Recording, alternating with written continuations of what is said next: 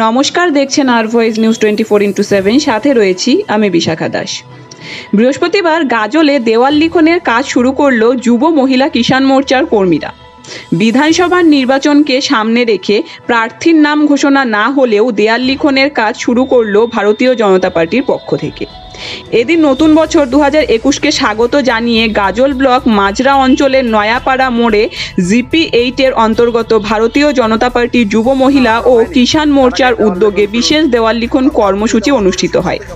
এই দেয়াল লিখন কর্মসূচিতে উপস্থিত ছিলেন জিপি-8 মণ্ডল সহসভাপতি প্রশান্ত বিশ্বাস, যুব মোর্চার সভাপতি অর্জুন মণ্ডল, জেলা কিষাণ মোর্চার সহসভাপতি বিচিত্রা সরকার, জেলা এসসি মোর্চা সম্পাদিকা শান্তি সিংহ সরকার।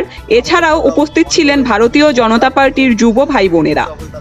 মালদা থেকে রামচন্দ্র মণ্ডলের রিপোর্ট, আর ভয়েস।